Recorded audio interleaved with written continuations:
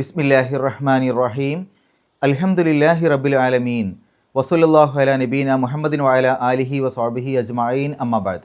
പ്രിയമുള്ള ഖുർആൻ പഠിതാക്കളെ, അസ്സലാമു അലൈക്കും വറഹ്മത്തുള്ളാഹി. പരിശുദ്ധ ഖുർആനിലെ 53-ാം അധ്യായം സൂറത്തുൻ നജ്മാണ് നമ്മൾ പഠിച്ചുകൊണ്ടിരിക്കുന്നത്. ഈ സൂറത്തിലെ 31 ആയത്തുകളാണ് ഇതിനകം നമ്മൾ മനസ്സിലാക്കിയത്. ഇന്ന് ഇൻഷാ അല്ലാഹ് 32-ാമത്തെ ഒരു ആയത്ത് നമുക്ക് നോക്കാം. അഊദു ബില്ലാഹി മിനശ് ശൈത്വാനിർ റജീം.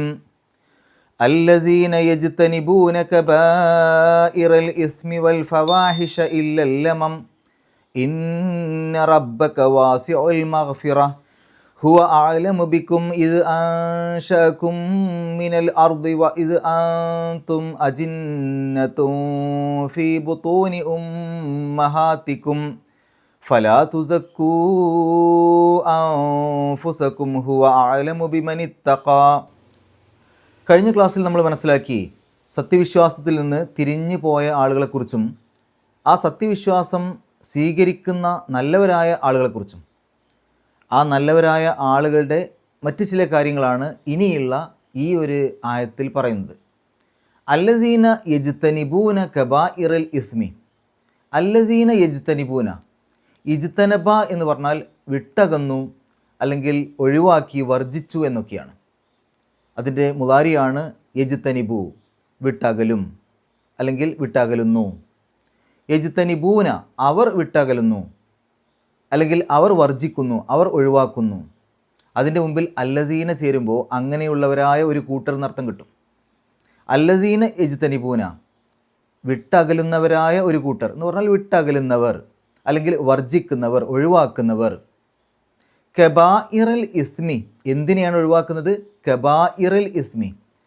കബാഇർ, കബീർ നമുക്കറിയാലോ, വലുത്. കബാഇർ, വലിയവ, കുറേ എണ്ണം. കബാഇറൽ ഇസ്മി, ഇസ്മ് പാപം. കബാഇറൽ ഇസ്മി, പാപങ്ങളിലെ വലിയവ അല്ലെങ്കിൽ വലിയ പാപങ്ങൾ. വൽ ഫവാഹിഷ, വാവ് അത്തഫിൻ്റെ വാവാണ്, എന്നർത്ഥത്തിൽ, ആൻഡ് എന്ന് പറഞ്ഞ പോലെ. ഫാഹിഷത്ത് എന്ന് പറഞ്ഞാൽ നീചവൃത്തി അല്ലെങ്കിൽ മ്ലേച്ഛമായ കാര്യം. അതിൻ്റെ ബഹുവചനമാണ് ഫവാഹിഷ്, നീചവൃത്തികൾ, മ്ലേച്ഛമായ കാര്യങ്ങൾ. അപ്പോൾ വൽ ഫവാഹിഷ, നീചവൃത്തികളെയും മോശമായ മ്ലേച്ഛമായ കാര്യങ്ങളെയും. ഇല്ലൽ ലമം, ഇല്ല ഒഴികെ. അൽ ലമം, ലമം ഒഴികെ. എന്താണ് ലമം? നിസ്സാരമായ തെറ്റുകൾ അല്ലെങ്കിൽ നിസ്സാരമായവ. അപ്പോൾ ഇല്ലൽ ലമം, നിസ്സാരമായവ ഒഴികെ. അതുവരെയുള്ള ആയത്തിൻ്റെ ഒന്നിച്ചുള്ള അർത്ഥം പറയുകയാണെങ്കിൽ അല്ലസീന യജ്തനിബൂന കബാഇറൽ ഇസ്മി വൽ ഫവാഹിഷ ഇല്ലൽ ലമം, നിസ്സാരമായവ ഒഴികെ വലിയ പാപങ്ങളിൽ നിന്നും മ്ലേച്ഛമായ കാര്യങ്ങളിൽ നിന്നും ഒഴിഞ്ഞു നിൽക്കുന്നവർ, വിട്ടു നിൽക്കുന്നവർ. ഇന്ന റബ്ബക്ക, ഇന്ന നിശ്ചയമായും തീർച്ചയായും, റബ്ബക്ക റബ്ബ് നാഥൻ രക്ഷിതാവ്, ക താങ്കളുടെ, ഇന്ന റബ്ബക്ക നിശ്ചയമായും താങ്കളുടെ റബ്ബ്, വാസിഉൽ മഗ്ഫിറ, വാസിഅ വിശാലമായവനാണ്, അൽ മഗ്ഫിറ പാപമോചനത്തിൽ. അപ്പോൾ ഇന്ന റബ്ബക്ക വാസിഉൽ മഗ്ഫിറ, നിശ്ചയമായും താങ്കളുടെ റബ്ബ് പാപമോചനത്തിൻ്റെ കാര്യത്തിൽ വിശാലമായവനാണ്, വിശാലതയുള്ളവനാണ്.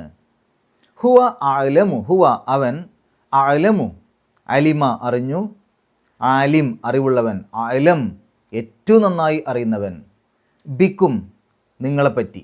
ബി എന്ന് പറഞ്ഞാൽ പറ്റി, കൊണ്ട്, ഓട്, കും നിങ്ങൾ, ബിക്കും നിങ്ങളെപ്പറ്റി.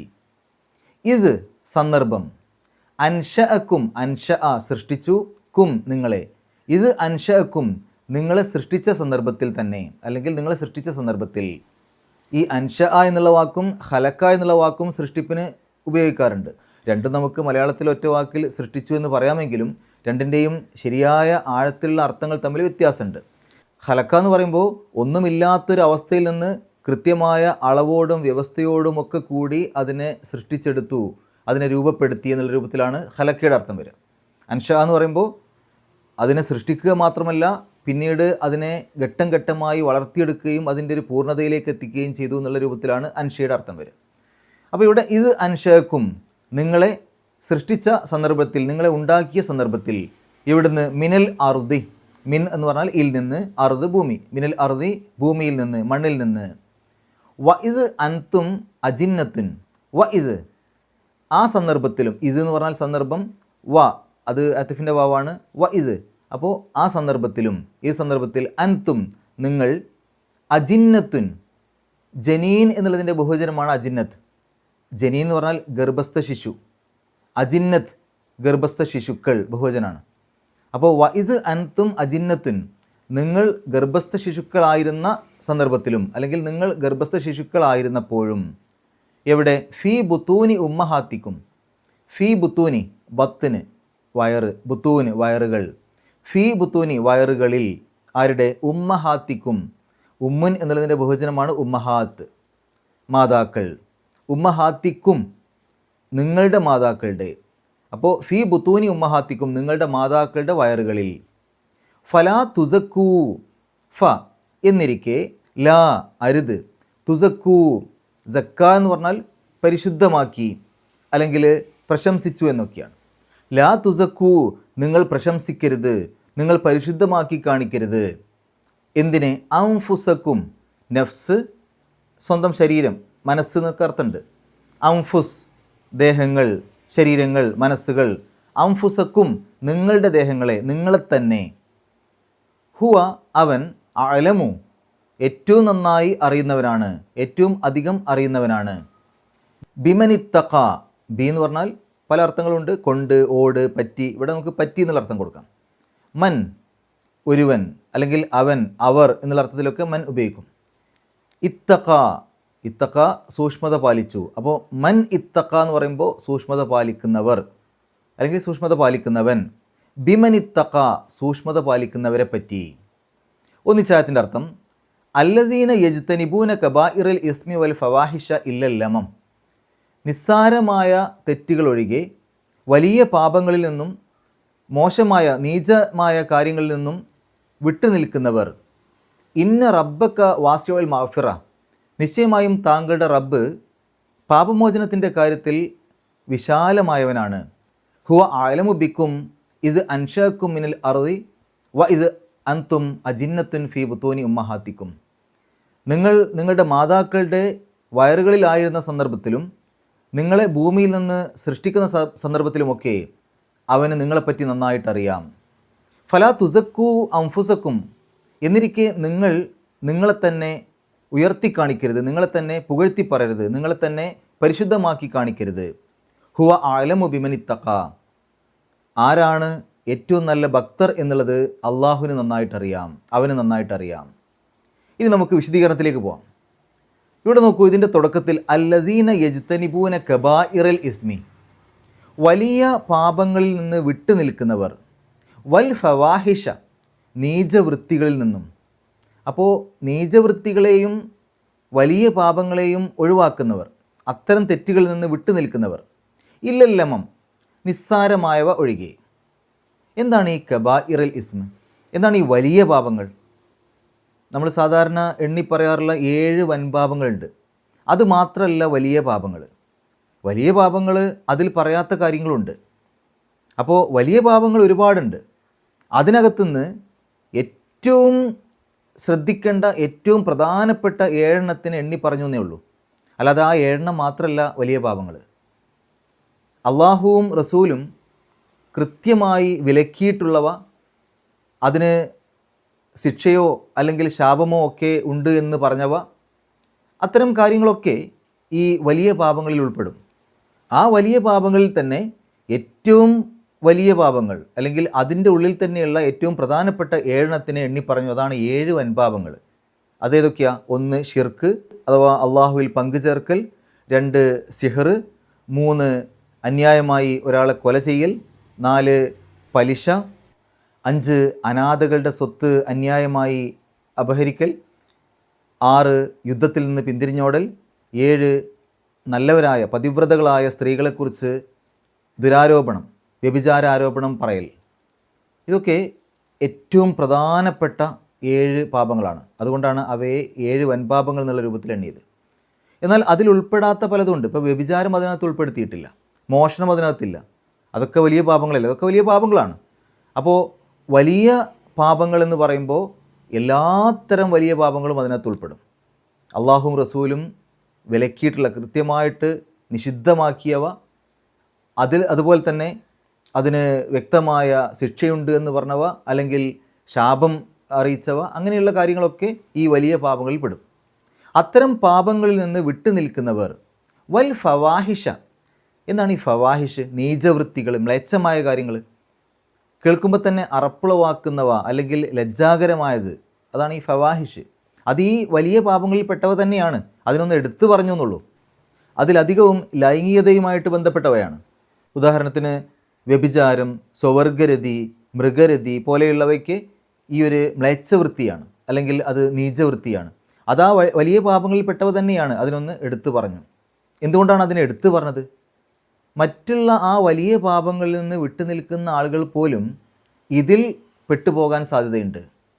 ഇപ്പോൾ ഷിർക്ക് ചെയ്യാത്ത, മോഷണം ചെയ്യാത്ത, അല്ലെങ്കിൽ കൊലപാതകം ചെയ്യാത്ത, അങ്ങനെയുള്ള കാര്യങ്ങളിൽ നിന്നൊക്കെ അകന്നു നിൽക്കുന്ന ആളുകൾ പോലും ഇത്തരം ലൈംഗികമായ കാര്യങ്ങളിൽ, വ്യഭിചാരത്തിലും മറ്റുമൊക്കെ ഉൾപ്പെട്ടു പോവാറുണ്ട്. അതുകൊണ്ട് അതിനെ ഒന്ന് എടുത്തു പറഞ്ഞു. ഇല്ലല്ലമം, ഈ വലിയ പാപങ്ങളിൽ നിന്നും മ്ലേച്ഛമായ കാര്യങ്ങളിൽ നിന്നും വിട്ടു നിൽക്കുന്നവർ എന്ന് പറഞ്ഞിട്ട് അള്ളാഹു പറയുകയാണ് ഇല്ലല്ലമം, നിസ്സാരമായത് ഒഴികെ. അപ്പോൾ നിസ്സാരമായ തെറ്റുകൾ വന്നു പോകും, അത് മാനുഷികമാണല്ലോ. ചെറിയ ചെറിയ തെറ്റുകൾ ചിലപ്പോൾ എത്ര ശ്രദ്ധിച്ചാലും ചെറിയ തെറ്റുകളൊക്കെ ചിലപ്പോൾ മാനുഷികമായിട്ട് വന്നു പോകും. ആ നിസ്സാരമായ തെറ്റുകൾ ഏതൊക്കെയാണ് എന്നുള്ള കാര്യത്തിൽ വ്യത്യസ്തമായ അഭിപ്രായങ്ങൾ പറയുന്നുണ്ട്. ഒന്ന്, സ്ഥിരമായി ആവർത്തിക്കാത്ത തെറ്റുകൾ. ഇവിടെ ശ്രദ്ധിക്കേണ്ട ഒരു കാര്യം, ചെറിയ തെറ്റുകളാണെങ്കിലും അത് സ്ഥിരമായി ആവർത്തിച്ച് കഴിഞ്ഞാൽ അത് വലിയ തെറ്റുകളുടെ കൂട്ടത്തിലാണ് പണ്ഡിതന്മാർ എണ്ണിയിട്ടുള്ളത്. അപ്പോൾ വലിയ പാപങ്ങൾ എന്നുള്ള കൂട്ടത്തിലേക്ക് ഈ ചെറിയ തെറ്റുകൾ വരും എപ്പോൾ? ആ ചെറിയ തെറ്റുകൾ സ്ഥിരമായിട്ട് ചെയ്തുകൊണ്ടിരിക്കുമ്പോൾ. അതേസമയത്ത് എപ്പോഴെങ്കിലും അബദ്ധത്തിൽ ഏതെങ്കിലും ചെറിയൊരു തെറ്റ് സംഭവിച്ചാൽ അത് വലിയ പാപങ്ങളിലേക്ക് എണ്ണുന്നില്ല. അപ്പോൾ നിസ്സാരമായവ എന്ന് പറഞ്ഞാൽ സ്ഥിരമായിട്ട് ചെയ്യാത്ത തെറ്റുകൾ എന്ന് അഭിപ്രായപ്പെട്ട പണ്ഡിതന്മാരുണ്ട്. ഇനി അത് പലപ്പോഴും ഒരു മാനുഷികമായി നമ്മൾ അറിയാതെ വന്നു പോകുന്ന ചില തെറ്റുകൾ എന്നെണ്ണിയവയുണ്ട്. ഇനി വലിയ തെറ്റുകൾ തന്നെ ചെയ്യാൻ വേണ്ടിയൊക്കെ പദ്ധതിയിട്ടു, ആ രൂപത്തിലൊക്കെ തീരുമാനിച്ചു, പക്ഷേ ചെയ്തില്ല, അതിൻ്റെ അടുത്തേക്ക് വരെ എത്തി, ആ വലിയ തെറ്റുകളുടെ അടുത്തേക്ക് വരെ എത്തി, പക്ഷേ അത് ചെയ്തിട്ടില്ല. അപ്പോൾ അത് അടുത്തേക്ക് വരെ എത്തി എന്നുള്ള ആ ഒരു കാര്യത്തെ ചെറിയ തെറ്റുകളുടെ കൂട്ടത്തിൽ എണ്ണിയവരുണ്ട്. അപ്പോൾ ഇങ്ങനെ പല പല ചെറിയ തെറ്റുകളും നിസ്സാരമായ തെറ്റുകളൊക്കെ നമ്മൾ ജീവിക്കുന്ന സമയത്ത് വന്നു പോകാം. ഈ ചെറിയ തെറ്റുകൾ ചെയ്യാൻ പാടുണ്ട് എന്നല്ല ഇതിൻ്റെ അർത്ഥം. അതിന് നമ്മൾ നിസ്സാരവൽക്കരിക്കല്ല. അത് മാനുഷികമായിട്ടൊരു പക്ഷേ വന്നു പോയാലും അള്ളാഹു അവിടെ ആ ആളുകൾക്കൊരു ആശ്വാസം കൊടുക്കുകയാണ്. വലിയ പാപങ്ങളിൽ നിന്ന് വിട്ടു നിൽക്കുന്ന നല്ലവരായ ആളുകൾ, ചെറിയ തെറ്റുകളൊക്കെ വന്നിട്ടുണ്ടെങ്കിലും വലിയ തെറ്റുകളിൽ നിന്ന് വിട്ടു നിൽക്കുന്ന ആളുകൾ, അപ്പോൾ ആ ചെറിയ തെറ്റുകളൊക്കെ അഥവാ വന്നു പോയിട്ടുണ്ടെങ്കിലും അത്തരം ആളുകൾക്ക് അള്ളാഹുവിൻ്റെ ഒരു ആശ്വാസമാണ് അവിടെ കിട്ടുന്നത്. ഇവിടെ ഈ ചെറിയ തെറ്റുകളെ നമ്മൾ വളരെയധികം ശ്രദ്ധിക്കേണ്ടതുണ്ട്. കാരണം ചെറിയ തെറ്റുകൾ പലപ്പോഴും വലിയ തെറ്റുകളിലേക്ക് എത്തിക്കും. അത് രണ്ട് രൂപത്തിലാണ്. ഒന്ന്, ചെറിയ തെറ്റുകൾ ഇങ്ങനെ കുന്നുകൂടി അവസാനം നോക്കുമ്പോൾ അതൊരു വലിയ തെറ്റായിട്ട് മാറിയിട്ടുണ്ടാവും. ചെറുതൊക്കെ ചെയ്യുന്ന സമയത്ത് നമുക്കത് ചെറുതല്ലേ, നിസ്സാരല്ലേ എന്ന് തോന്നും. പക്ഷേ ഒന്നിച്ച് നമ്മുടെ ജീവിതം എടുത്ത് നോക്കുമ്പോൾ അതൊരു വലിയ തെറ്റായിട്ട് മാറിയിട്ടുണ്ടാവും. ഏതുപോലെ? പ്രവാചകൻ സല്ലല്ലാഹു അലൈഹി വസല്ലം ഒരിക്കൽ സ്വഹാബികളോട് വിറക് കൊണ്ടുവരാൻ പറഞ്ഞല്ലോ. ആ വിറകുകൾ ഇങ്ങനെ എല്ലാവരും കൂടെ കൊണ്ടുവന്നപ്പോൾ ഓരോരുത്തരും അവർക്ക് കിട്ടിയ ചെറിയ ചെറിയ കഷ്ണങ്ങളൊക്കെയാണ് കൊണ്ടുവന്നത്. അത് ഒന്നിനും തികയൂല. പക്ഷേ എല്ലാവരും കൂടെ കൊണ്ടുവന്ന് നോക്കിയപ്പോൾ അവിടെ ഒരു കൂമ്പാരമായിട്ടുണ്ട്, വിറകിൻ്റെ കൂമ്പാരം. ആ സമയത്ത് പ്രവാചകൻ പറഞ്ഞൊരു കാര്യമുണ്ടല്ലോ, ഇതുപോലെ നിങ്ങൾ നിങ്ങളുടെ പാപങ്ങളെ സൂക്ഷിക്കണം. അതായത് ചെറിയ പാപങ്ങൾ നമുക്ക് നിസ്സാരമെന്ന് തോന്നും, പക്ഷേ എല്ലാം കൂടെ ഒരുമിച്ച് കൂട്ടിക്കഴിഞ്ഞാൽ അതൊരു വലിയ പാപമായിട്ട് മാറും. അതുകൊണ്ട് നിസ്സാരമായ പാപങ്ങൾ എന്ന് നമ്മൾ പറയുന്ന, നിസ്സാരമായ തെറ്റുകൾ എന്ന് പറയുന്നവ ഒരുപാടെണ്ണം കൂടിക്കഴിഞ്ഞാൽ അതൊരു വലിയ തെറ്റിൻ്റെ അളവായിട്ട് മാറും. അതുകൊണ്ട് അതിനെ സൂക്ഷിക്കണം. മാത്രമല്ല, പലപ്പോഴും വലിയ തെറ്റുകളൊക്കെ ചെയ്തു കഴിഞ്ഞാൽ ഒന്നുകിൽ നമ്മൾ തൗബ ചെയ്യും, അല്ലെങ്കിൽ അത് ചെയ്യാതിരിക്കാനുള്ളൊരു മനസ്സൊക്കെ നമുക്കുണ്ടാവും. ഈ വലിയ തെറ്റുകളൊന്നും നമ്മളെപ്പോഴും ചെയ്യൂലല്ലോ. ആ തെറ്റുകൾ വരുമ്പോഴേ നമ്മുടെ ഉള്ളിൽ പേടിയുണ്ടാവും, അതിൽ നിന്ന് വിട്ടകന്ന് നിൽക്കും. ഇനി എന്തെങ്കിലും അബദ്ധവശാൽ അങ്ങനെ ഒരു തെറ്റ് ചെയ്താൽ തന്നെ അതിന് തൗബ ചെയ്യും. പക്ഷെ ചെറിയ തെറ്റുകളൊക്കെ ചെയ്യുമ്പോൾ അത് ചെറുതല്ലേ എന്ന് പറഞ്ഞാൽ നിസ്സാരമായിട്ട് നമ്മളതിനെ തള്ളിക്കളയും. അപ്പോൾ അതുകൊണ്ട് ഈ ചെറിയ തെറ്റുകളെ വളരെയധികം ശ്രദ്ധിക്കണം. പലപ്പോഴും ചെറിയ തെറ്റുകൾ വലിയ തെറ്റുകളിലേക്ക് നയിക്കും. ഉദാഹരണത്തിന് നമുക്കറിയാം, നോട്ടം എന്നുള്ളത് സംസാരത്തിലേക്കും സംസാരം എന്നുള്ളത് വ്യഭിചാരത്തിലേക്കൊക്കെ നയിക്കുന്ന സന്ദർഭങ്ങളുണ്ടല്ലോ. അപ്പോൾ അതുകൊണ്ട് അത്തരം കാര്യങ്ങളൊക്കെ ശ്രദ്ധിക്കണമെന്നർത്ഥം. എന്നിട്ട് അള്ളാഹു പറയാണ്, ഇന്ന റബ്ബക വാസിഉൽ മഗ്ഫിറ, നിശ്ചയമായും താങ്കളുടെ റബ്ബ് പാപമോചനത്തിൻ്റെ കാര്യത്തിൽ വളരെയധികം വിശാലമായവനാണ്. അത് മറ്റൊരു പ്രതീക്ഷ നൽകുകയാണ്, അത് മറ്റൊരു ആശ്വാസം നൽകുകയാണ്. നിങ്ങളുടെ കയ്യിൽ ഇതുപോലെയുള്ള തെറ്റുകളൊക്കെ സംഭവിച്ചു പോയാൽ അത് അള്ളാഹുവിൻ്റെ ആ ഒരു മഹത്തായ വിശാലത കൊണ്ട് അവനത് പുറത്തു തരും. ഏത് തെറ്റുകൾ? ഈ ചെറിയ തെറ്റുകളൊക്കെ അള്ളാഹു പുറത്തു തരും. പക്ഷേ വലിയ തെറ്റുകളാണെങ്കിൽ അതിന് നമ്മൾ തൗബ ചെയ്യുക തന്നെ വേണം. ചെറിയ തെറ്റുകൾ നമുക്കറിയാം, അത് പുറത്തു തരുന്ന പല സന്ദർഭങ്ങളുണ്ട് അല്ലേ? ചെറിയ നിസ്സാരമായ തെറ്റുകൾ. ഇപ്പോൾ കൃത്യമായിട്ട് ജുമുഅക്ക് നല്ല ഉദ്ദേശത്തോടു കൂടി പോകുന്ന ആളുകൾക്ക് ഒരു ജുമുഅ മുതൽ അടുത്ത ജുമുഅ വരെയുള്ള തെറ്റുകൾ അള്ളാഹു പുറത്തു കൊടുക്കും. അതേപോലെ തന്നെ ഒരു റമദാൻ മുതൽ അടുത്ത റമദാൻ വരെയുള്ള തെറ്റുകൾ പുറത്തു കൊടുക്കുന്ന സന്ദർഭം. അതുപോലെ തന്നെ നമുക്കറിയാം, അറഫ നോമ്പൊക്കെ എടുക്കുകയാണെങ്കിൽ കഴിഞ്ഞു പോയ ഒരു കൊല്ലത്തെയും വരാൻ പോകുന്ന ഒരു കൊല്ലത്തെയും ചെറിയ പാപങ്ങൾ അള്ളാഹു പുറത്തു കൊടുക്കും. മുഹറം നോമ്പ് എടുക്കുകയാണെങ്കിൽ കഴിഞ്ഞു പോയ ഒരു കൊല്ലത്തെ പാപങ്ങൾ അള്ളാഹു പുറത്തു കൊടുക്കും. അപ്പോൾ അങ്ങനെയൊക്കെ ചെറിയ പാപങ്ങൾ പുറത്തു കൊടുക്കുന്ന ഒരുപാട് സന്ദർഭങ്ങളുണ്ട്. അതാണ് അള്ളാഹു വളരെയധികം വാസിഉൽ മഗ്ഫിറയാണ്, പാപമോചനത്തിൻ്റെ കാര്യത്തിൽ വിശാലമായവനാണ്. എന്നിട്ട് അള്ളാഹു പറയാ, ഹുവ അഅലമു ബിക്കും ഇസ് അൻഷഅക്കും മിനൽ അർദി വ ഇസ് അൻതും അജിന്നത്തും ഫീ ബുത്തൂനി ഉമ്മഹാത്തിക്കും. നിങ്ങളെ ഭൂമിയിൽ നിന്ന് സൃഷ്ടിക്കുന്ന സന്ദർഭത്തിലും നിങ്ങൾ നിങ്ങളുടെ മാതാക്കളുടെ വയറുകളിലായിരുന്ന സന്ദർഭത്തിലുമൊക്കെ അള്ളാഹുവിന് നിങ്ങളെക്കുറിച്ച് നന്നായിട്ട് അറിയാം. അപ്പോൾ നമ്മളെക്കുറിച്ച് ഏറ്റവും നന്നായിട്ട് അറിയുന്നവൻ നമ്മുടെ സൃഷ്ടാവാണ്. നമ്മളെ ആരാണോ സൃഷ്ടിച്ചത് അവനല്ലേ നമ്മളെക്കുറിച്ച് നന്നായിട്ട് അറിയാം. അപ്പോൾ ഇവിടെ അള്ളാഹു കൃത്യമായിട്ട് പറയാണ്, നിങ്ങളെ മണ്ണിൽ നിന്ന് സൃഷ്ടിക്കുന്ന സമയത്തും അതുപോലെ തന്നെ നിങ്ങൾ നിങ്ങളുടെ മാതാക്കളുടെ ഗർഭാവസ്ഥയിലാകുന്ന സമയത്തുമൊക്കെ നിങ്ങളെ അള്ളാഹുവിന് നന്നായിട്ട് അറിയാം. നോക്കൂ, നിങ്ങൾ ആദം നബി അലൈഹി സ്വലാത്തു വസ്സലാമയാണല്ലോ മണ്ണിൽ നിന്ന് സൃഷ്ടിച്ചത്. ആ സമയത്ത് ആദം നബി അലൈഹി സ്വലാത്തു വസ്സലാമയെക്കുറിച്ച് മാത്രമല്ല, എല്ലാ മനുഷ്യരെക്കുറിച്ചും അള്ളാഹുവിന് അറിയാം. ഇത്ര കൊല്ലം കഴിഞ്ഞാൽ ഏതൊക്കെ ആൾ എങ്ങനെയൊക്കെയായിരിക്കും എല്ലാം അള്ളാഹുവിന് അറിയാം. നമ്മുടെ മാതാക്കളുടെ ഗർഭാവസ്ഥയിലിരിക്കുന്ന സമയത്ത് ആർക്കാ നമ്മളെക്കുറിച്ച് അറിയാം? അള്ളാഹുവിനല്ലാതെ. അപ്പോൾ അള്ളാഹുവിൻ്റെ അറിവിന് യാതൊരു പരിമിതിയുമില്ല. ഏത് സമയത്തും അള്ളാഹുവിന് നമ്മളെക്കുറിച്ച് എല്ലാം അറിയാം. ആരൊക്കെയാണ് നല്ല ആളുകൾ, ആരൊക്കെയാണ് ചീത്ത ചിന്താഗതിയിൽ നടക്കുന്ന ആളുകൾ, ആരൊക്കെയാണ് പുറത്ത് മറ്റുള്ളവരെ കാണിക്കാൻ വേണ്ടി നടക്കുന്ന ആളുകൾ, എല്ലാം അള്ളാഹുവിനറിയാം. അതുകൊണ്ട് ഫലാ തുസക്കൂ അംഫുസക്കും, എന്നിരിക്കെ നിങ്ങൾ നിങ്ങളെ തന്നെ സ്വയം പുകഴ്ത്തി കാണിക്കരുത്, ഉയർത്തി കാണിക്കരുത്, പരിശുദ്ധമാക്കി കാണിക്കരുത്. ഞാൻ ഏറ്റവും നല്ലവനാണ്, എനിക്കെന്തായാലും സ്വർഗമാണ് എന്ന രൂപത്തിൽ മുഖത്ത് നോക്കി പ്രശംസിക്കുന്നവരുടെ വായിൽ മണ്ണ് വാരിയിടണം എന്ന് പറഞ്ഞ ഹദീസിൻ്റെ പിന്നിൽ എന്താണുള്ളത്? അതായത് അത്രയും വലിയ തെറ്റാണ്, അത് മോശമാണെന്നാണ് അതിൻ്റെ ഉദ്ദേശം. അപ്പോൾ നമ്മൾ ശ്രദ്ധിക്കേണ്ട കാര്യം, നമ്മളെ തന്നെ സ്വയം നമ്മൾ പുകഴ്ത്തി പറയാൻ പാടില്ല. നമ്മളെ തന്നെ ഉയർത്തി കാണിക്കാൻ പാടില്ല. നമ്മൾ ചെയ്ത തെറ്റുകളൊക്കെ അള്ളാഹു പുറത്തു വരും, നമ്മൾ ഏറ്റവും സ്വർഗത്തിലേക്ക് ഉറപ്പായിട്ടും പോകുന്ന ആളുകളാണ് എന്നൊന്നും നമുക്ക് പറയാൻ പറ്റില്ല. അള്ളാഹുവിൻ്റെ അടുത്താണ് അതിൻ്റെ കണക്കൊക്കെ ഉള്ളത്. അതുപോലെ തന്നെ പ്രശംസാ വാക്കുകൾ നമ്മൾ സ്വയം ഉപയോഗിക്കുന്നത് തെറ്റാണ്. ഇപ്പോൾ ഇബ്നു തൈമിയ, ഷെയ്ഖുൽ ഇസ്ലാം ഇബ്നു തൈമിയ, ഈ ഷെയ്ഖുൽ ഇസ്ലാം എന്നുള്ള ആ ഒരു പുകഴ്ത്തുന്ന ആ ഒരു ഭാഗം അദ്ദേഹം കൊടുത്തതല്ല. ഷെയ്ഖുൽ ഇസ്ലാം ഇബ്നു തൈമിയ കൊടുത്ത പേരല്ല അത് അദ്ദേഹത്തിൻ്റെ മരണശേഷം അദ്ദേഹത്തിൻ്റെ ശിഷ്യന്മാർ കൊടുത്തതാണ്. അദ്ദേഹത്തിൻ്റെ അറിവും അദ്ദേഹത്തിൻ്റെ ഇസ്ലാമിലുള്ള അഗാധമായ ആ ഒരു അറിവിൻ്റെ ആഴം വെച്ചിട്ട് ആ ശിഷ്യന്മാർ അദ്ദേഹത്തിന് കൊടുത്ത പേരാണ് അദ്ദേഹത്തിൻ്റെ കാലശേഷം. അതിൽ തെറ്റില്ല. പക്ഷേ അദ്ദേഹം തന്നെ അത് കൊടുക്കുകയാണെങ്കിൽ തെറ്റാണ്. മാത്രമല്ല, അങ്ങനെ ഒരു പ്രശംസാ പേര് കിട്ടണമെന്ന് ആഗ്രഹിക്കുന്നതും ശരിയല്ല. എന്നിട്ട് അള്ളാഹു പറയാം, ഹുവ അഅലമു ബിമൻ ഇത്തഖ, ആരാണ് ഭക്തർ എന്ന് അള്ളാഹുവിന് നന്നായിട്ടറിയാം. ആരാണ് ഏറ്റവും നല്ല സൂക്ഷ്മത പാലിച്ച് ജീവിക്കുന്നവർ എന്ന് അള്ളാഹുവിന് നന്നായിട്ടറിയാം. ഇനി നോക്കൂ, നിങ്ങൾ കഴിഞ്ഞ ആയത്തിൽ പറഞ്ഞതിൻ്റെ ഒരു തുടർച്ചയാണ് ഈ ആയത്ത്, അല്ലസീന യജ്തനിബൂന. കഴിഞ്ഞ ആയത്തിൻ്റെ അവസാനത്തിൽ നിർത്തിയത് എങ്ങനെയാണ്? നേർമാർഗം പ്രാപിച്ചവരെ അള്ളാഹുവിന് നന്നായിട്ടറിയാം, അതുപോലെ തന്നെ അവർക്ക് ആ സൽക്കർമ്മങ്ങൾ ചെയ്ത ആളുകൾക്ക് ഏറ്റവും നല്ലത് വെച്ച് അവർക്ക് പ്രതിഫലം നൽകാൻ വേണ്ടി എന്നൊക്കെയാണ് പറഞ്ഞു നിർത്തിയത്. അതിൻ്റെ തുടർച്ചയായിക്കൊണ്ടാണ് ആ നല്ല ആളുകൾ എങ്ങനെയുള്ളവരായിരിക്കും, തൊട്ട് മുമ്പത്തെ ആയത്തിൽ പറഞ്ഞ ആ നല്ല ആളുകൾ അവരെങ്ങനെയുള്ളവരായിരിക്കും? അല്ലസീന യജ്തനിബൂന കബാഇറൽ ഇസ്മി വൽ ഫവാഹിഷ ഇല്ലല്ലമം, വലിയ പാപങ്ങളിൽ നിന്നും മ്ലേച്ഛമായ കാര്യങ്ങളിൽ നിന്നും വിട്ടു നിൽക്കുന്നവരാണവർ. അവരാണ് ആ നല്ല ആളുകൾ. അവരടുത്ത് ഒരുപക്ഷെ മാനുഷികമായി ചെറിയ നിസ്സാരമായവ വന്നു പോയേക്കാം, നിസ്സാരമായ തെറ്റുകൾ വന്നു പോയേക്കാം, അത് അള്ളാഹു പുറത്തു കൊടുക്കുന്നവനാണ്. അപ്പോൾ ഇവരെയാണ് അള്ളാഹു ഏറ്റവും നല്ല ആളുകളായിട്ട് പറഞ്ഞിട്ടുള്ളത്. വലിയ തെറ്റുകളിൽ നിന്ന് വിട്ടു നിൽക്കണം, മ്ലേച്ഛമായ കാര്യങ്ങളിൽ നിന്ന് വിട്ടു നിൽക്കണം. ഇതാണ് അള്ളാഹു ഈ ആയത്തിൽ നമ്മളെ പഠിപ്പിക്കുന്ന കാര്യം. ഇനി നമുക്ക് ഈ ആയത്തിൽ വന്ന പാരായണ നിയമങ്ങൾ നോക്കാം. അല്ലസീന യജ്തനിബൂന, ജീമിന് സുക്കൂന് കൽക്കലത്തിൻ്റെ അക്ഷരാണ് എടുത്ത് പറയണം. കബായിറ, ബാ എന്നുള്ള നീട്ടലിന് ശേഷം ഈ ഹംസ വന്നു.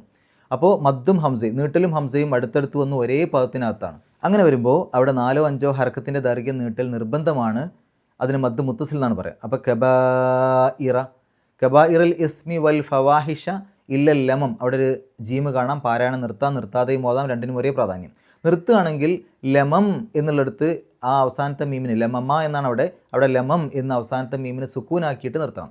നിർത്താതെ ഓതുകയാണെങ്കിൽ അവിടെ എഴുതിയ പോലെ ഇല്ലൽ ലമമ എന്നുള്ള രൂപത്തിൽ ഓതിപ്പോയാൽ മതി. ഇന്ന നൂൻ്റെ ശബ്ദ് മണിക്കുക. റബ്ബക വാസിഉ അൽ മഗ്ഫിറ, അവിടെ ഒരു ജീമ് കാണാം. പാരായണം നിർത്താതെയും ഓതാം, രണ്ടിനും ഒരേ പ്രാധാന്യം. നിർത്തുകയാണെങ്കിൽ മഗ്ഫിറത്തി എന്നുള്ള ആ അവസാനത്തെ താഇന് അവിടെ നമ്മളത് ഹ ആണെന്ന് വിചാരിച്ച് ഹ് എന്നുള്ള രൂപത്തിൽ പറയണം, സുക്കൂനുള്ള ഹ. അപ്പോൾ മഗ്ഫിറത്ത് എന്നല്ല, മഗ്ഫിറ. ഹ് എന്നുള്ള ഉച്ചാരണമാണ് അവിടെ അവസാനത്തിൽ കൊടുക്കുക, ത് എന്നുള്ള ഉച്ചാരണമല്ല. ഇനി അവിടെ നിർത്താതെ ഓതുകയാണെങ്കിൽ അവിടെ എഴുതിയ പോലെ തന്നെ മഗ്ഫിറത്തി എന്നുള്ള രൂപത്തിൽ നേരങ്ങ് പാരായണം ചെയ്താൽ മതി. ഹുവ അഅലമു ബിക്കും, ഇത് ഷീൻ്റെ മുമ്പ് സുക്കൂനുള്ള നൂന് ഇഖ്ഫാ ചെയ്യുക, മറച്ചു വെച്ചുകൊണ്ട് മണിക്കുക, അല്ലെങ്കിൽ അവ്യക്തമാക്കി മണിക്കുക. അപ്പോൾ അൻഷക്കും എന്നുള്ളൊരു അവസാനത്തിൽ സുക്കൂനുള്ള മീമ്, ശേഷം മിന എന്നുള്ളതിൻ്റെ തുടക്കത്തിൽ ഹർക്കത്തുള്ള മീമ്. അപ്പോൾ രണ്ട് മീമുകൾ അടുത്തടുത്ത് വന്നു, അതിൽ ആദ്യത്തെ മീമിന് സുക്കൂന്. അങ്ങനെയാവുമ്പോൾ രണ്ടും കൂടെ ചേർത്ത് ഷദ്ദുള്ളൊരു മീമാണെന്ന് വിചാരിച്ച് മണിക്കലോടുകൂടി ഉച്ചരിക്കുക. അപ്പോൾ ആശക്കും മിനൽ അർദി വ ഇത് ആന്തും, താഇൻ്റെ മുമ്പ് സുക്കൂനുള്ള നൂന് ഇഖ്ഫാ ചെയ്യുക, മറച്ചു വെച്ചുകൊണ്ട് മണിക്കുക, അല്ലെങ്കിൽ അവ്യക്തമാക്കി മണിക്കുക. ആന്തും. അജിന്നത്തുൻ, നൂൻ്റെ ഷദ്ദ് മണിക്കുക. അജിന്നത്തുൻ എന്നുള്ളതിൻ്റെ അവസാനത്തിൽ തൻവീന് ശേഷം ഫ ആണ്, അവിടെയും ഇഖ്ഫാ ചെയ്യുക, മറച്ചു വെച്ചുകൊണ്ട് മണിക്കുക, അല്ലെങ്കിൽ അവ്യക്തമാക്കി മണിക്കുക. അപ്പോൾ അജിന്നത്തും ഫി ബുത്തൂനി ഉമ്മഹാത്തിക്കും, മീമിൻ്റെ ഷദ്ദ് മണിക്കുക. ഉമ്മഹാത്തിക്കും എന്ന് കഴിഞ്ഞിട്ട് അവിടെ സിലി കാണാം. പാരായണം നിർത്താതെയും ഓതാം, നിർത്താതെ ഓതാൻ കഴിയുമെങ്കിൽ അതാണ് ഏറ്റവും നല്ലത്, അല്ലെങ്കിൽ അവിടെ നിർത്താം. രണ്ടാണെങ്കിലും ഉമ്മഹാത്തിക്കും എന്ന് പാരായണം ചെയ്യുന്ന ഒരേപോലെ തന്നെ. ഫലാ തുസക്കൂ എന്നുള്ളതിൻ്റെ അവസാനത്തിൽ നീട്ടൽ, ശേഷം അൻഫുസക്കും അതിൻ്റെ തുടക്കത്തിൽ ഹംസ. അപ്പോൾ നീട്ടലും ഹംസയും അടുത്തടുത്ത് വന്നുവെങ്കിലും വ്യത്യസ്ത പദങ്ങളിലാണ്. അങ്ങനെയാവുമ്പോൾ 4-5 ഹർക്കത്തിൻ്റെ ദൈർഘ്യം നീട്ടാൻ അനുവാദമുണ്ട്, നിർബന്ധമല്ല. മദ് മുൻഫസിൽ എന്നാണ് അതിന് പറയാം. അപ്പോൾ ഫലാ തുസക്കൂ അൻഫുസക്കും എന്ന് ഓതാം, അല്ലെങ്കിൽ 2 ഹർക്കത്തിൻ്റെ ദൈർഘ്യം മാത്രം കൊടുത്ത് ഫലാ തുസക്കൂ അൻഫുസക്കും എന്ന രൂപത്തിലും ഓതാം. അൻഫുസ, അവിടെ ഫാഇൻ്റെ മുമ്പ് സുക്കൂളിന് ഇഖ്ഫാ ചെയ്യുക, മറച്ചു വെച്ചുകൊണ്ട് മണിക്കുക, അവ്യക്തമാക്കി മണിക്കുക. അൻഫുസക്കും, അവിടെയും സിലി കാണാം. പാരായണം നിർത്താതെയും ഓതാം, നിർത്താതെ ഓതാൻ കഴിയുമെങ്കിൽ അതാണ് ഏറ്റവും നല്ലത്. ഹുവ അഅലമു ബിമനിത്തഖ എന്നുള്ളതിൻ്റെ അവസാനത്തിൽ 2 ഹർക്കത്തിൻ്റെ ദൈർഘ്യത്തിലാണ് അവിടെ നിർത്തേണ്ടത്, അവിടെ പാരായണം നിർത്തുകയാണെങ്കിൽ. എന്നാൽ തൊട്ടടുത്ത ആയത്തിലേക്ക് പാരായണം നിർത്താതെ പോവുകയാണെങ്കിൽ, തൊട്ടടുത്ത ആയത്തിൻ്റെ തുടക്കം നോക്കൂ, ഹംസയല്ലേ. അതുകൊണ്ട് തന്നെ അപ്പോൾ ബിമനിത്തഖ എന്നുള്ളതിൻ്റെ അവസാനത്തിൽ വേണമെങ്കിൽ 4-5 ഹർക്കത്തിൻ്റെ ദൈർഘ്യം വരെ നീട്ടാൻ അനുവാദമുണ്ട്. മദ് മുൻഫസിലായിട്ട് മാറും അത്. അല്ലെങ്കിൽ 2 ഹർക്കത്തിൻ്റെ ദൈർഘ്യത്തിൽ നിർത്തുക, അവിടെ പാരായണം നിർത്തുകയാണെങ്കിൽ, 32ാമത്തെ ആയത്തിൽ പാരായണം നിർത്തുകയാണെങ്കിൽ 2 ഹർക്കത്തിൻ്റെ ദൈർഘ്യത്തിൽ നിർത്തുക. അടുത്ത ആയത്തിലേക്ക് പാരായണം അവിടെ നിർത്താതെ പോവുകയാണെങ്കിൽ, അങ്ങനെയാണെങ്കിൽ ആ ബിമനിത്തഖ എന്നുള്ളിടത്ത് ഒന്നുകിൽ ഇപ്പോൾ നിർത്തിയ പോലെ നിർത്താം, അല്ലെങ്കിൽ 4-5 ഹർക്കത്തിൻ്റെ ദൈർഘ്യം വരെ നീട്ടാൻ അനുവാദമുണ്ട്. അതിനെ സൂചിപ്പിക്കാനാണ് മുകളിലൊരു വര കൊടുത്തിട്ടുള്ളത്. നമുക്ക് ഈ ആയത്തൊന്ന് പാരായണം ചെയ്യാം, ശേഷം ഗ്രാമർ നോക്കാം. അഊസു ബില്ലാഹി മിനശ് ശൈത്വാനിർ റജീം. അല്ലസീന യജ്തനിബൂന കബായിറൽ ഇസ്മി വൽ ഫവാഹിഷ ഇല്ലൽ ലമം. ഇന്ന റബ്ബക വാസിഉൽ മഗ്ഫിറ. ഹുവ അഅലമു ബിക്കും ഇദ് അൻശഅകും മിനൽ അർദി വ ഇദ് അൻതും അജിന്നതുൻ ഫീ ബുതൂനി ഉമ്മഹാത്തിക്കും ഫലാ തുസക്കൂ അൻഫുസക്കും ഹുവ അഅലമു ബിമനിത്തഖ. ഗ്രാമർ നോക്കുകയാണെങ്കിൽ അല്ലസീന യജ്തനിബൂന, വിട്ടകലുന്നവർ, എന്തിൽ നിന്ന് അല്ലെങ്കിൽ എന്തിനെ വിട്ടകലുന്നവർ, കബായിറ, വലിയവയെ. അപ്പോൾ കബായിർ എന്നുള്ളത് അവിടെ ഒബ്ജക്റ്റാണ്, മഫ്ഊൽ ബിഹി ആണ്. അതുകൊണ്ടാണ് കബായിറ എന്ന അവസാനത്തിൽ ഫത്ത് ഇട്ട് എഴുതിയത്, നെസ്ബ് കൊടുക്കാൻ വേണ്ടിയിട്ടാണ്. ഇനി ആ കബായിർ എന്നുള്ളതിനെ ഇസ്മിലേക്ക് ചേർത്തിട്ടുണ്ട്. ഒരു ഇസ്മിനെ മറ്റൊരു ഇസ്മിലേക്ക് ചേർക്കുമ്പോൾ ഏതിലേക്കാണോ ചേർത്തത് അതിനെ മുലാഫിൻ ഇലൈഹി എന്ന് പറയും. അതിനെപ്പോഴും ഇറാബ് ജറായിരിക്കും. സാധാരണ കെസർ കൊണ്ടോ കെസർ തൻവീൻ കൊണ്ടോ ആണ് ജറിൻ്റെ അടയാളം കാണിക്കുക. അപ്പോൾ കബായിറിനെ ഇസ്മിലേക്ക് ചേർത്തു. ഇസ്മ് എന്നുള്ളത് മുലാഫിൻ ഇലൈഹിയാണ്. അതിന് അവിടെ കെസർ കൊടുത്തിട്ടുണ്ട്, ജറ് കാണിക്കാൻ വേണ്ടിയിട്ടാണ്. വൽ ഫവാഹിഷ, ആ കബായിറിലേക്ക് മഅതൂഫാണ് ഫവാഹിഷ് എന്നുള്ളത്. വലിയ പാപങ്ങളിൽ നിന്ന് വിട്ടു നിൽക്കുന്നവർ എന്ന് പറഞ്ഞ ശേഷം വൽ ഫവാഹിഷ, നീചവൃത്തികളെയും വിട്ടു നിൽക്കുന്നവർ, അതിൽ നിന്നും അകന്നു നിൽക്കുന്നവർ, അതിനെയും ഒഴിവാക്കുന്നവർ. അപ്പോൾ ഫവാഹിഷും ഒബ്ജക്റ്റാണ്, മഫ്ഊലും ബിഹിയാണ്, കർമ്മാണ്. അതുകൊണ്ടാണ് ഫവാഹിഷ അവസാനത്തിൽ ഫത്ത് ഇട്ടിട്ട് ആ നെസ്ബിനെ കാണിച്ചത്. മഫ്ഊലും ബിഹിക്ക് എപ്പോഴും ഇറാബ് നെസ്ബായിരിക്കുമല്ലോ. ഇല്ലല്ലമം. ഇന്ന റബ്ബക്ക, ഇന്ന വന്നു കഴിഞ്ഞാൽ അതിന് ശേഷം എന്തിനെക്കുറിച്ചാണോ പറയുന്നത് അതിനെ ഇന്നയുടെ ഇസ്മെന്ന് പറയും. ഇപ്പോൾ ഇവിടെ നോക്കുകയാണെങ്കിൽ ഇന്ന നിശ്ചയമായും ആരെക്കുറിച്ചാണ് പറഞ്ഞത്? റബ്ബിനെ കുറിച്ച്. അപ്പോൾ ആ റബ്ബ് എന്നുള്ളത് ഇന്നയുടെ ഇസ്മാണ്. അതുകൊണ്ട് ആ റബ്ബ് എന്നുള്ളതിന് നെസ്ബ് കിട്ടണം. ഇന്നയുടെ ഇസ്മിന് എപ്പോഴും ഇറാബ് നെസ്ബായിരിക്കും. അതുകൊണ്ടാണ് റബ്ബ എന്ന് ഫത്തഹിട്ട് എഴുതിയത്. കാരണം നെസ്ബിൻ്റെ അടയാളമായിട്ട് സാധാരണഗതിയിൽ ഫത്തഹോ തൻവീനുമാണ് കൂടുതൽ സമയത്തും കൊടുക്കുക, എപ്പോഴും അങ്ങനെ അല്ലെങ്കിലും. ഇന്ന റബ്ബ വാസിഉൽ മഗ്ഫിറ, ആ വാസിയനെ മഗ്ഫിറത്തിലേക്ക് ചേർത്തു. മഗ്ഫിറത്ത് എന്നുള്ള മുദാഫിലേഹിയാണ്, നമ്മൾ മനസ്സിലാക്കിയിട്ടുണ്ട്. മുദാഫിലേക്ക് എപ്പോഴും ഇറാബ് ജറായിരിക്കും. അതുകൊണ്ടാണ് മഗ്ഫിറത്തി എന്ന് എഴുതിയത്. ഹുവ അഅലമു ബിക്കും ഇത് അൻഷഅക്കും മിനൽ അർദി. മിൻ എന്നുള്ളത് ഹർഫ് ജറാണ്. മിനിന് ശേഷം വരുന്ന ഇസ്മുകൾക്ക് ജറ് കിട്ടും. അതുകൊണ്ടാണ് അർദി എന്ന അവസാനത്തിൽ കസ്റിട്ട് എഴുതിയത്. വ ഇത് അന്തും അജിന്നത്തുൻ ഫീ ബുത്തൂനി. ഫീ എന്നുള്ളത് ഹർഫ് ജറാണ്.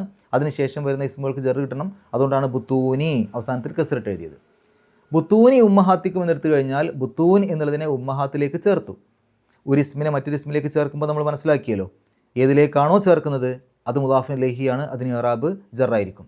ജറ് എന്ന് പറഞ്ഞാൽ സാധാരണഗതിയിൽ കസ്ർ കൊണ്ടോ കസ്ർ തൻവീൻ കൊണ്ടോ ആണ് കാണിക്കുക. അപ്പോൾ ഇവിടെ ബുത്തൂൻ എന്നുള്ളതിനെ ഉമ്മഹാത്ത് എന്നുള്ളതിലേക്ക് ചേർക്കുമ്പോൾ ഉമ്മഹാത്ത് എന്നുള്ളതാണ് മുദാഫിൻ ഇലൈഹി.